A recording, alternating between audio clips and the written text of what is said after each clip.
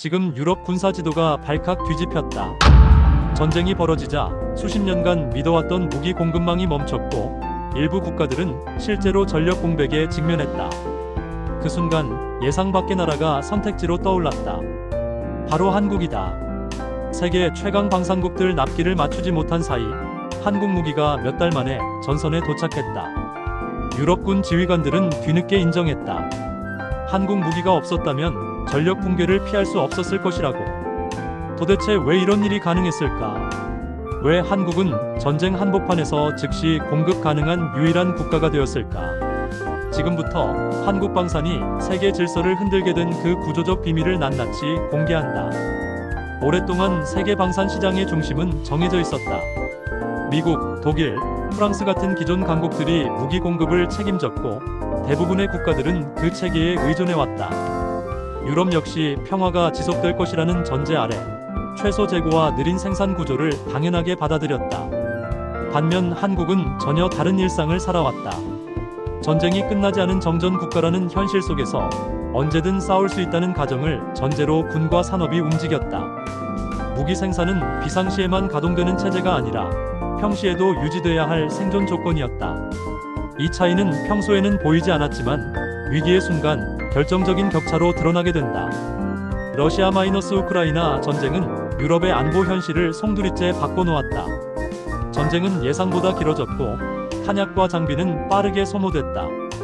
각국은 급히 무기를 주문했지만 기존 공급국들은 생산 병목과 정치적 제약에 묶여 있었다. 당장 쓸 무기가 없다는 말이 더 이상 과장이 아니게 된 순간이었다.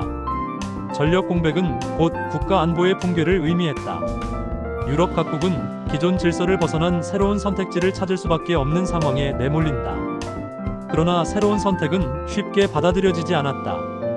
한국 무기라는 이름은 아직 낯설었고 유럽 내부에서는 회의적인 시선이 많았다. 기술 신뢰성, 정치적 부담, 기존 동맹과의 관계까지 고려해야 할 요소가 산더미였다. 특히 검증되지 않은 공급국에 안보를 맡길 수 있느냐는 질문이 반복됐다.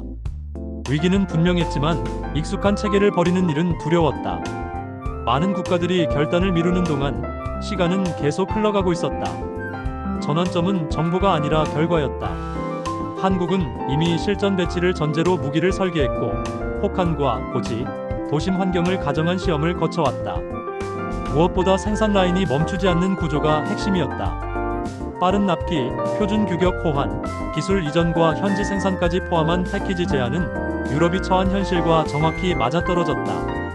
이때 한국 방산은 단순한 판매자가 아니라 위기 해결을 위한 조언자이자 도구로 인식되기 시작한다. 결국 폴란드가 결단을 내린다. 대규모 국방 현대화 계획 속에서 한국산 무기를 선택하고 계약 체결 후 불과 몇 달 만에 초도 물량이 도착한다. 전력 공백을 메우기엔 충분히 빠른 속도였다. 말로만 가능하다고 했던 약속이 실제 결과로 증명되는 순간이었다. 이 선택은 단일 국가의 계약을 넘어 유럽 전체에 강력한 신호를 던진다. 한국은 이제 이론이 아닌 현실적인 대안이 되었다. 성공은 곧 새로운 시험을 불러왔다. 기존 방산 강국들의 견제, 유럽 내부의 정치적 이해관계, 가격과 기술을 둘러싼 압박이 동시에 작동했다. 한국 방산은 이 과정에서 단기 수익보다 신뢰를 선택했다. 단순 납품이 아닌 유지 보수, 훈련, 장기 협력 구조를 제시하며 동맹을 넓혀갔다. 반면 보이지 않는 적은 점점 분명해졌다. 그것은 속도를 포기한 기존 구조였다. 이 시점에서 한국 방산의 정체성은 분명해진다. 한국의 경쟁력은 개별 무기의 성능이 아니라 전쟁을 전제로 유지돼 온 산업 구조 그 자체였다. 평시에도 생산을 멈출 수 없는 안보 환경, 즉시 투입 가능한 전력을 요구받아온 국가 경험이 응축된 결과였다. 한국은 스스로를 단순한 수출국이 아니라 위기 상황에서 작동하는 시스템으로 인식하기 시작한다. 하지만 대가는 컸다. 무기 수출은 곧 외교 문제로 이어졌고 지역 분쟁과 정치적 부담이 뒤따랐다. 기술 유출 가능성과 국제적 책임이라는 무거운 질문이 한국 앞에 놓였다. 잘 팔리는 나라로 남을 것인가, 책임지는 공급국으로 거듭날 것인가. 이 선택의 순간 한국 방산은 단순한 성장의 단계를 넘어 재탄생의 기로에 선다.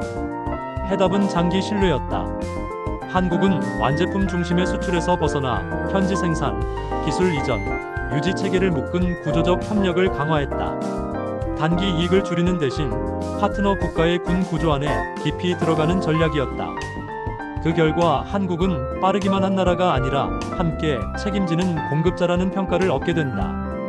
유럽 방산 시장은 이제 새로운 국면에 들어섰다. 자국 중심 생태계를 강화하려는 흐름 속에서 한국은 단독 경쟁자가 아닌 필수적인 보완제로 자리 잡기 위한 준비를 시작한다. 시간은 촉박하고 선택은 점점 더 전략적이어야 했다. 한국 방산은 다음 무대를 향해 조용히 움직인다. 결정적인 순간 유럽군 지휘관들의 평가가 공개된다. 한국 무기가 없었다면 전력 붕괴를 피할 수 없었을 것. 이 한 문장은 한국 방산의 가치를 공적 무대에서 증명했다. 생산 속도, 공급 안정성, 실전 신뢰성은 더 이상 숫자가 아니라 결과로 입증됐다. 한국은 세계 군사 균형 속에서 새로운 역할을 획득한다. 한국은 이제 단순한 무기 수출국이 아니다. 글로벌 군사 공급망을 안정시키는 핵심 축으로 자리 잡았다. 그러나 영향력이 커진 만큼 중립성과 책임이라는 과제도 함께 돌아왔다. 한국 방산의 다음 질문은 분명하다. 어디까지 확장할 것인가? 그리고 어떤 원칙으로 유지할 것인가? 이 선택이 앞으로의 세계 질서를 결정하게 될 것이다.